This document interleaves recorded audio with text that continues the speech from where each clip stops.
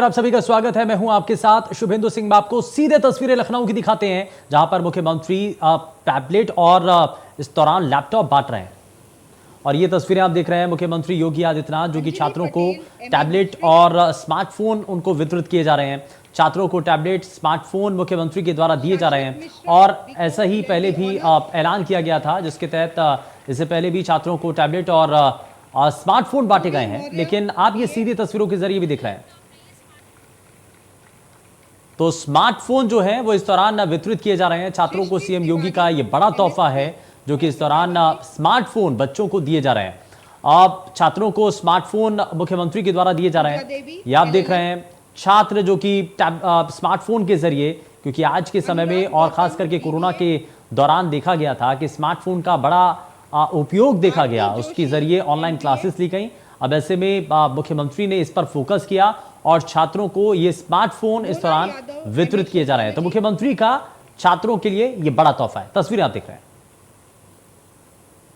Manoj Singh, MEd special education MR, Avantika Awasthi MBA,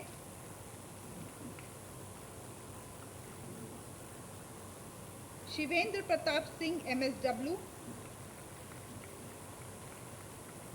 साक्षी Singh MCom, Shubham Rai BBA. धन्यवाद श्रीमान।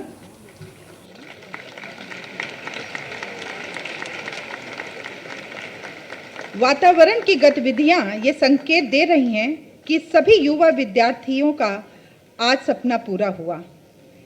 Tablet पाकर सबको माननीय मुख्यमंत्री जी द्वारा कही गई 4 पंक्तियां सदैव स्मरण करनी पड़ेंगी। नए युग का सृजन युवकों तुम्हारे हाथ में है, समूचा जग युवा पीढ़ी तुम्हारे हाथ में है।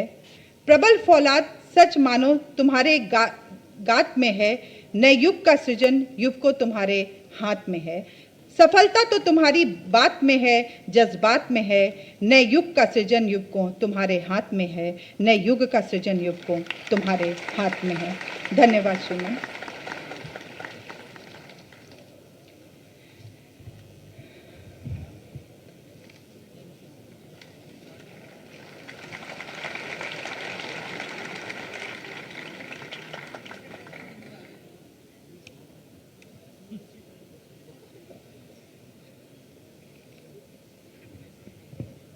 डॉक्टर शकुंतला मिश्रा, राष्ट्रीय पुनर्वास विश्वविद्यालय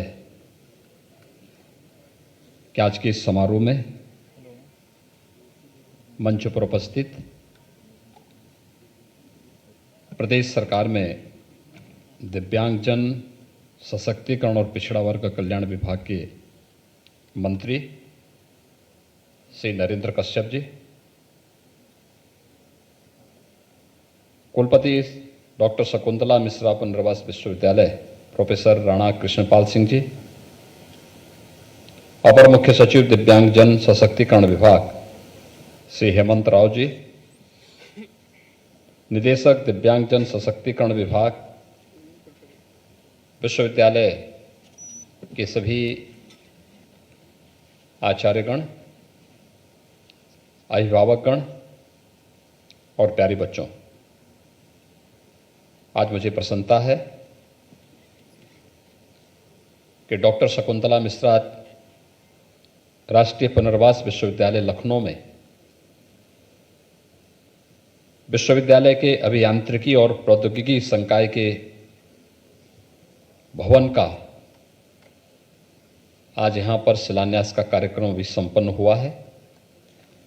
और इसके साथ ही ममता राजकीय मानसिक मंदिर विद्यालय जो आवासीय है जनपद चंदौली का, तथा संकेत जूनियर हाई स्कूल जनपद चित्रकूट, ये भी आवासीय सुविधा से युक्त होगा। इन सभी के शिलान्यास का कार्यक्रम संपन्न हुआ है।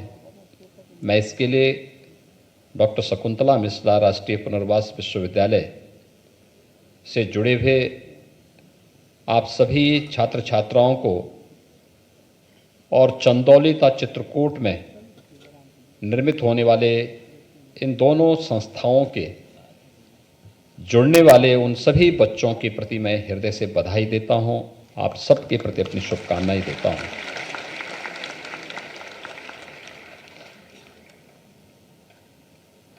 वास्तव में जब मैं आपको देखता हूं तो मुझे लगता है कि व्यक्ति का मूल्यांकन केवल उसकी शारीरिक बनावट से ही नहीं हो सकती, बल्कि उसकी सोच, उसकी बुद्धिमत्ता, उसके विवेक और उसके साहस से उसकी पहचान बनती है। और भारत तो इस मामले में दुनिया के अंदर तो इस प्रकार के अनेक उदाहरण हैं। जब भले ही शारीरिक रूप से किन्हीं कारणों से वो व्यक्ति अपने को सक्षम न मानता रहा हो, लेकिन उसकी बुद्धिमत्ता ने, उसके विवेक ने, उसके साहस ने उसे दुनिया के सामने एक आदर्श के रूप में प्रस्तुत किया। और भारत तो इसका उदाहरण है। हम जब भारत की ऋषि परंपरा की बात करते हैं तो सबका ध्यान सहसा ही ऋषि अष्टावक्र की ओर जाता है। मध्यकाल में भक्ति काल के एक महाकवि हुए थे सूरदास। उनकी रचनाओं से कौन ऐसा भारतीय होगा, और हिंदी साहित्य का कि मैं रुचि रखने वाला कौन ऐसा भारतीय होगा जो महाकवि सूरदास से अभिभूत न हुआ हो। और आपने देखा होगा जब सूर और तुलसी की भक्तिकालीन रचनाओं की हम तुलना करते हैं तो हमें कहीं भी सूरदास ऐसा नहीं लगता है कि वह जन्म से दृष्टिबाधित रहे हों। उनकी रचनाएं हमें एक नई दिशा दे देती हैं। और मित्रों, यही नहीं, हम लोगों ने दुनिया के अभी हाल ही में जिनका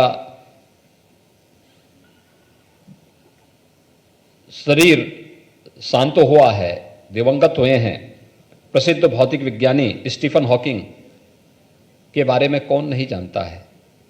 ब्रह्मांड के रहस्य के बारे में उनकी जो थ्योरी है, पूरी दुनिया उसका लोहा मानती है।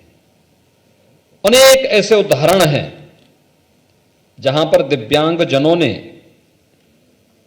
अपनी प्रतिभा को,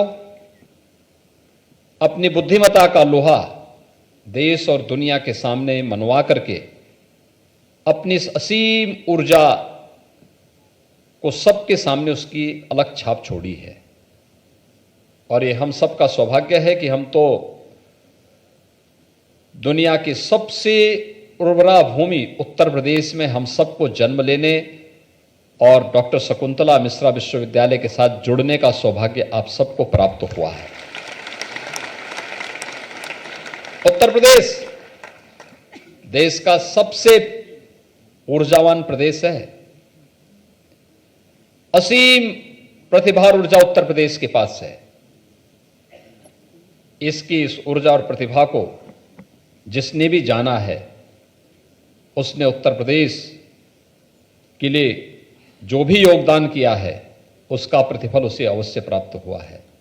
क्योंकि प्रकृति और परमात्मा का असीम वरदान उत्तर प्रदेश पर है, और प्रकृति और परमात्मा के इस असीम वरदान के साथ जो भी जुड़ेगा वो यशस्वी हो जाएगा। और यह उत्तर प्रदेश के अंदर जुड़ा है। तो उत्तर प्रदेश में स्थित डॉक्टर शकुंतला मिश्रा राष्ट्रीय पुनर्वास विश्वविद्यालय, यह विश्वविद्यालय भी अपने आप में एकमात्र विश्वविद्यालय है जो दुनिया के अंदर दिव्यांग जनों के पुनर्वास के लिए पूरी मजबूती के साथ कार्य कर रहा है। सबसे बड़ी खूबी ये कि विश्वविद्यालय में आधे बच्चे दिव्यांगजन हैं और आधे सामान्य बच्चे हैं। दोनों आपस में एक साथ मिलकर के जब कार्य करते हैं, एक बेहतर समन्वय और संवाद, एक दूसरे की ऊर्जा का स्मरण और स्पंदन विश्वविद्यालय को एक नई ऊंचाई की ओर लेके जा रहा है। और अब तो विश्वविद्यालय के पास अपना स्वयं का अभियांत्रिकी और प्रौद्योगिकी संकाय भी स्थापित होने जा रहा है। मैं इसके लिए विश्वविद्यालय परिवार को हृदय से बधाई देता हूं। और जो भी इस विश्वविद्यालय के इस संकाय के साथ जुड़ेंगे उन सब का मैं अभी से अभिनंदन भी करता हूं। आज यहां पर और भी तमाम कार्यक्रम प्रारंभ होने जा रहे हैं। टैबलेट और स्मार्टफोन वितरण की एक अभिनव योजना हमारी सरकार ने विगत वर्ष ही प्रारंभ की थी, यानी अभी इस योजना को प्रारंभ हुए 6 महीने भी नहीं हुए हैं और आज हम 800 से अधिक बच्चों को अकेले डॉक्टर शकुंतला मिश्रा पुनर्वास विश्वविद्यालय में ही ये टैबलेट और स्मार्टफोन का वितरण करने जा रहे हैं। और मुझे बताते हुए प्रसन्नता है कि अकेले लखनऊ में अब तक हम लोगों ने 1,06,151 स्मार्टफोन और टैबलेट उपलब्ध करवाए हैं, जिसमें से जो वितरित हुए स्मार्टफोन 44,720 वितरित हो चुके हैं और टैबलेट 31,029 अब तक वितरित किए जा चुके हैं। और आज अकेले इस विश्वविद्यालय में 868 बच्चों को ये सुविधा यहां पर उपलब्ध हो रही है, जिसमें 858 को यहां पर वितरित हो रहा है। 58 को हम लोगों ने एकाना विश्वविद्यालय में जब इस कार्यक्रम का शुभारंभ किया था उस समय इस विश्वविद्यालय से भी 10 बच्चों को ये सुविधा वहां पर उपलब्ध करवाई गई थी। प्रधानमंत्री जी की उस मंशा को, डिजिटल इंडिया की इस मंशा को पूरा करने के उद्देश्य से हम लोग इस कार्यक्रम के साथ जुड़े हैं और हम लोगों ने इस सदी की सबसे बड़ी महामारी कोरोना के दौरान इस समस्या को देखा था, बहुत नजदीक से महसूस किया। इससे प्रभावित कोई एक क्षेत्र हुआ है तो क्षेत्र शिक्षा का, हर एक क्षेत्र पर प्रभाव पड़ा। बहुत सारे लोगों ने अपने प्रियजनों को खोया है, बहुत कुछ अर्थव्यवस्था पर इसका असर, बुरा असर भी पड़ा। लेकिन जो सर्वाधिक प्रभावित क्षेत्रों में से एक था उसमें से शिक्षा का क्षेत्र भी सर्वाधिक प्रभावित हुआ। स्कूली शिक्षा प्रभावित हुई, कॉलेजेस की शिक्षा प्रभावित हुई, तकनीकी शिक्षा प्रभावित हुई, प्रैक्टिकल्स नहीं हो पा रहे थे। और उन स्थितियों में हम लोगों ने प्रारंभ में व्यवस्था की ऑनलाइन एजुकेशन हो, लेकिन कितने बच्चे ऐसे हैं जिनके पास स्मार्टफोन खरीदने की क्षमता नहीं थी, टैबलेट खरीदने की क्षमता नहीं थी। और उस दृष्टि से शासन ने तय किया कि हम प्रदेश के 1 करोड़ बच्चों को स्मार्टफोन और टैबलेट उपलब्ध कराएंगे। और उसी क्रम में उत्तर प्रदेश के अंदर युद्ध स्तर पर यह कार्य प्रारंभ हुआ, जिसमें लखनऊ जनपद के अंदर ही अब तक हम लोग 1,06,151 टैबलेट और स्मार्टफोन जनपद को उपलब्ध करवा चुके हैं। एक बड़ी योजना है, प्रधानमंत्री जी की डिजिटल इंडिया के सपने को साकार करने का एक अभियान है और उस अभियान के साथ जुड़ते हुए मुझे प्रसन्नता की अनुभूति हो रही है। पूरी दुनिया इस स्मार्टफोन के पास जिस प्रकार के कार्यक्रम के साथ हम इसको जोड़ने जा रहे हैं, अच्छी अच्छी संस्थाओं को हम इसके साथ जोड़ेंगे। हमारे युवाओं की जेब में और उनके हाथ में पूरी दुनिया होगी और स्मार्टफोन में उनके पास हर प्रकार के पाठ्यक्रम उनके पास कैद होंगे, उनको उससे जुड़ने का अवसर प्राप्त होगा। इस दिशा से मैं आज डॉक्टर शकुंतला मिश्रा राष्ट्रीय पुनर्वास विश्वविद्यालय से जुड़े हुए इन सभी बच्चों को जिन्हें आज ये सुविधा प्राप्त हो रही है, इसके लिए मैं हृदय से बधाई देता हूं, अपनी शुभकामनाएं देता हूं। मुझे विश्वास है कि विश्वविद्यालय प्रदेश सरकार के आईटी एंड इलेक्ट्रॉनिक्स विभाग के साथ जुड़कर के, औद्योगिक विकास विभाग के साथ जुड़कर के उन नए प्रोग्राम के साथ इन बच्चों को जोड़ने का कार्य कर सकेगा, जिसमें ऑनलाइन एजुकेशन के साथ साथ इन बच्चों को किसी परीक्षा की तैयारी के लिए ऑनलाइन प्रिपरेशन की तैयारी भी करनी होगी तो वह भी सुविधा इनको इसमें उपलब्ध हो सके। और साथ साथ अगर कोरोना जैसी महामारी बनी रहती है तो हम लोग ऑनलाइन एग्जामिनेशन के लिए भी इन बच्चों को इसके साथ जोड़ सकें, उस प्रकार का सॉफ्टवेयर हम विकसित कर सकें। हमें समय के अनुरूप चलना होगा, समय के अनुरूप चलने की तैयारी करनी होगी और समय के अनुरूप जो भी चलता है वह हमेशा अग्रणी भूमिका में अपनी एक नई पहचान बनाता है। हमें पीछे की पंक्ति पर रह करके नहीं, हमें एक अपने अपने क्षेत्र में नेतृत्वकर्ता के रूप में आगे बढ़ना होगा और आगे बढ़ने के लिए सदैव अपने आप को तैयार करना होगा। अपने मन की हीन भावना को त्यागना होगा। यह मानना होगा हम इस कार्य को कर सकते हैं, मैं करूंगा, इस विश्वास के साथ आगे बढ़ना होगा। और आप देखेंगे आपके मार्ग में जो सूल हैं वे सूल आपको फूल बनते हुए नजर आएंगे। और याद रखना, जब भी आप चुनौती को स्वीकार करते हुए आगे बढ़ेंगे, वे सामान्य बच्चे हों या दिव्यांग बच्चे हों, उनके सामने चुनौती नहीं रहेगी। आगे बढ़ने की इच्छा शक्ति होनी चाहिए, उस प्रकार का एक संकल्प होना चाहिए, उसके अनुरूप हमारी रणनीति भी होनी चाहिए और उसके अनुरूप हम स्वयं को ढालने का प्रयास भी करेंगे, तो फिर कहीं कोई समस्या हमारे सामने बाधक नहीं बन सकती, कुछ भी असंभव नहीं बन सकता। आज उत्तर प्रदेश में हम लोगों ने वही कार्य किया। ये उत्तर प्रदेश 5 साल पहले बीमारू प्रदेश था, आज देश के नंबर 2 की अर्थव्यवस्था बन चुका है। नंबर 2 की अर्थव्यवस्था यूपी बन चुका है। उत्तर प्रदेश को देश की 6ठी अर्थव्यवस्था बनने में 70 साल लगे और हमने उत्तर प्रदेश को मात्र 5 वर्ष में, जिसमें से 2 वर्ष तो कोरोना जैसी महामारी से जूझते हुए व्यतीत किए, मात्र इन 5 वर्षों में हम उत्तर प्रदेश को देश की नंबर 2 की अर्थव्यवस्था बना दिए हैं। इच्छा शक्ति होनी चाहिए, कार्य करने की एक मजबूत इच्छा शक्ति और हर चुनौती से जूझने की एक प्रवृत्ति होनी चाहिए, वो हमें निरंतर हमारा मार्ग प्रशस्त करेगी। और उत्तर प्रदेश में सब संभव है। उत्तर प्रदेश यही उत्तर प्रदेश है जिस उत्तर प्रदेश में आज से 5 साल पहले दंगे होते थे, गुंडागिर्दी होती थी, अराजकता फैलती थी।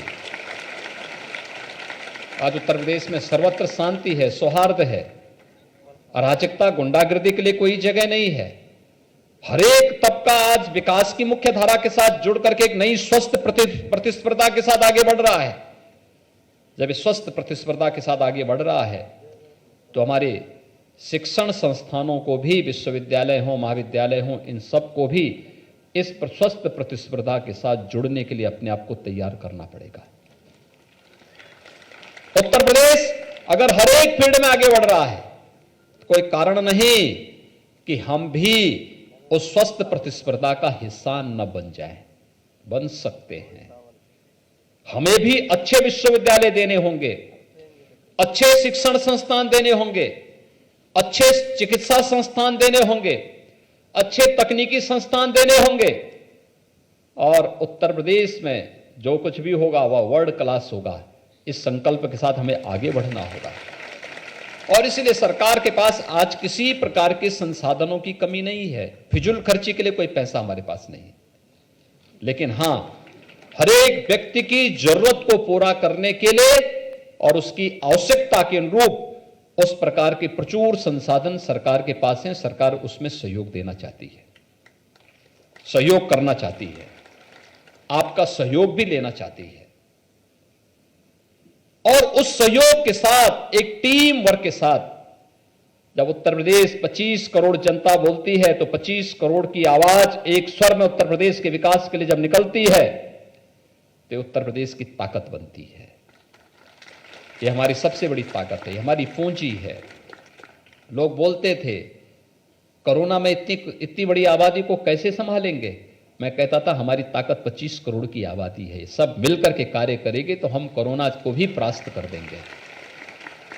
लोग कहते थे कि आपके यहां 1 करोड़ प्रवासी कामगार और श्रमिक वापस आएंगे, कैसे संभालेंगे। मैं कहता था इसकी चिंता आपको नहीं करनी है, 25 करोड़ की आबादी है, 1 करोड़ और आ जाएगी, कोई असर नहीं पड़ने वाला है, कोई असर नहीं पड़ने वाला है।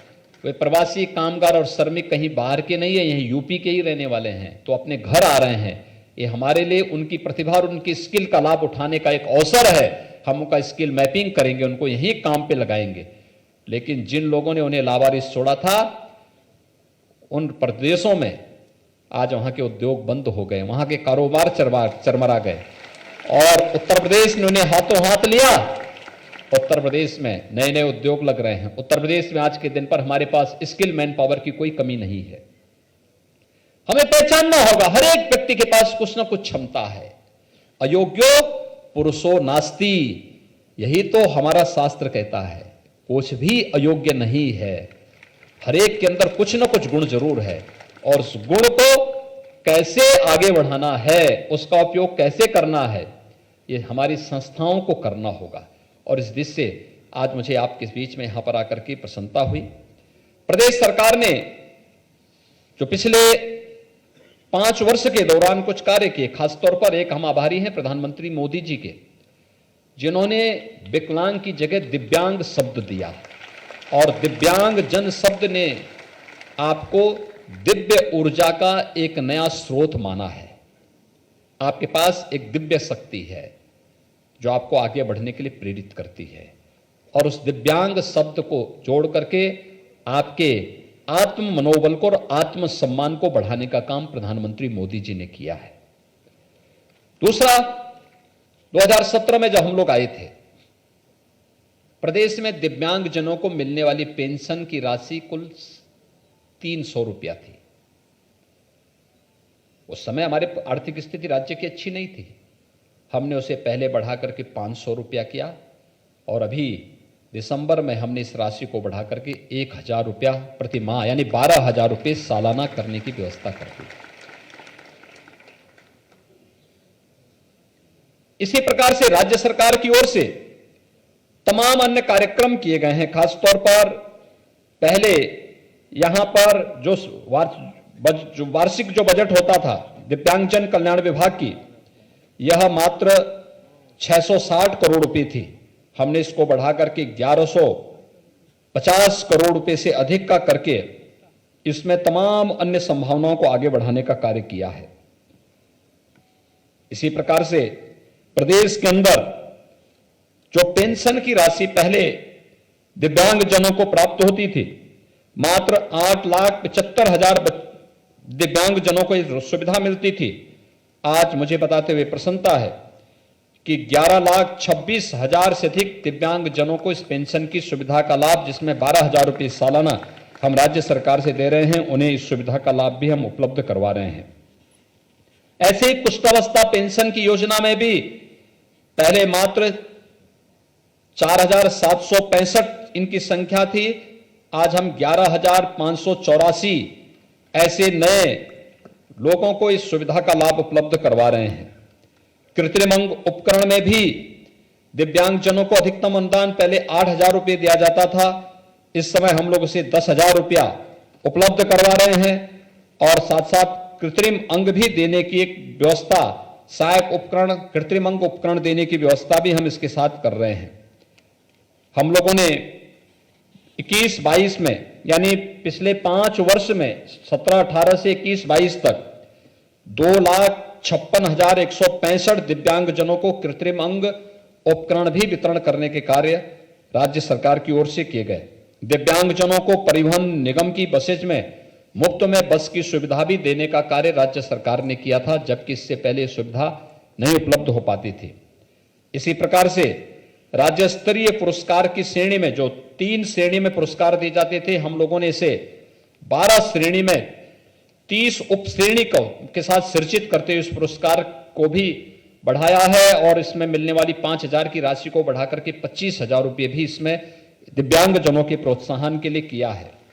ऐसे ही शल्य चिकित्सा के लिए भी कॉन्क्लियर जो इम्प्लांट की व्यवस्था थी, लाभार्थी को 6 लाख रुपए इसको हम लोगों ने उपलब्ध कराया, और इसमें भी अब तक हम लोग प्रदेश में पिछले 5 वर्ष के दौरान 1,538 करेक्टिव सर्जरी और 234 जो श्रवण बाधित बच्चे थे उनके लिए कॉन्क्लियर इम्प्लांट सर्जरी की भी व्यवस्था हम लोगों ने राज्य सरकार की धनराशि से उपलब्ध करवा करके उन्हें ये सुविधा उपलब्ध करवाई है। मोटराइज्ड ट्राईसाइकिल, अभी आपको बताया गया कि हर संसदीय क्षेत्र में 100 मोटराइज्ड ट्राईसाइकिल भी उपलब्ध करवाने का कार्य कर रहे हैं, और यही कारण है कि देश में दिव्यांग जनों के अधिकारों को लेकर के प्रदेश यानी देश का प्रथम पुरस्कार भी इस देश से उत्तर प्रदेश को प्राप्त हुआ है, क्योंकि राज्य सरकार ने इस दिशा में कार्य प्रारंभ किया। तमाम अन्य कार्यक्रम यहां पर प्रारंभ हुए हैं, जैसे राजकीय ब्रेल प्रेस की उत्कृष्ट जो ब्रेल प्रेस का राष्ट्रीय पुरस्कार उत्तर प्रदेश को प्राप्त हुआ। लखनऊ को पुनर्वास योजना के प्रभावी ढंग से संचालन करने के लिए उत्कृष्ट जनपद का राष्ट्रीय पुरस्कार भी प्राप्त हुआ। सुगम भारत अभियान के कार्यक्रम में प्रभावी क्रियान्वयन के लिए सर्वश्रेष्ठ राज्य का पुरस्कार भी उत्तर प्रदेश को प्राप्त हुआ। और इसी प्रकार से वाराणसी को पुनर्वास योजना का प्रभावी ढंग से संचालन करने हेतु उत्कृष्ट जनपद का राष्ट्रीय पुरस्कार 2019 प्राप्त हुआ। और मुझे बताते हुए प्रसन्नता है कि हम लोग अनेक उन सुविधाओं को जो दिव्यांग जनों के कार्य को और सरलीकरण करते हुए उनके जीवन को और सरल और आसान बना सकें, इसके लिए राज्य सरकार पूरी तरह तत्पर है, हर प्रकार का सहयोग करेगी। आज मुझे प्रसन्नता है कि यहां पर 558 बच्चों को टैबलेट और स्मार्टफोन की सौगात यहां पर आपको राज्य सरकार के द्वारा उपलब्ध की गई है। और मैं चाहूंगा कि आईटी और इलेक्ट्रॉनिक्स विभाग और औद्योगिक विकास विभाग के साथ समन्वय बना करके नए प्रोग्राम और इनकी बेहतर ट्रेनिंग के साथ साथ इन बच्चों को इसका बेहतर लाभ उपलब्ध करवाने और डिजिटल इंडिया के प्रधानमंत्री जी के सपने को साकार करने में हमारे सभी प्रदेश भर के शिक्षण संस्थान सफल होंगे। क्योंकि आप देख रहे होंगे वैश्विक महामारी है और रूस और यूक्रेन का युद्ध भी है। पूरा चीन लॉकडाउन में चल रहा है कोरोना महामारी के कारण। मैन्युफैक्चरिंग नहीं हो पा रही है टैबलेट और स्मार्टफोन की। इसमें एक चिप लगती है, वो चिप का निर्माण नहीं हो पा रहा है, उसमें कठिनाई हो रही है। इसलिए हम फेज वाइज इसको वितरित कर रहे हैं। फाइनल इस ईयर के बच्चों को उस वर्तमान में बांटा जा रहा है। फिर हम लोग सेकेंड ईयर के बच्चों को लाएंगे, फिर फर्स्ट ईयर के बच्चों को इस सुविधा उपलब्ध करवाने की कार्रवाई भी होगी। लेकिन मैं आप सभी बच्चों को इस बात के लिए आश्वस्त करता हूं कि प्रदेश भर के हर युवा को हम स्मार्ट युवा बनाएंगे। उन्हें स्मार्टफोन और टैबलेट देने का कार्य राज्य सरकार करेगी। एक बार फिर से मैं आज के इस अवसर पर जिन बच्चों को टैबलेट और स्मार्टफोन उपलब्ध हुआ है उन सबको हृदय से मैं बधाई देता हूं, अपनी शुभकामनाएं देता हूं। और वे सभी लोग इस टैबलेट स्मार्टफोन का बेहतर उपयोग अपने पाठ्यक्रम के साथ साथ अपने प्रिपरेशन और एग्जामिनेशन की तैयारी के लिए इसका उपयोग करेंगे।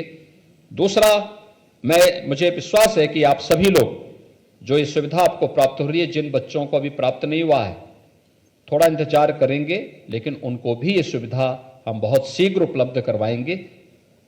और यहां पर आज जो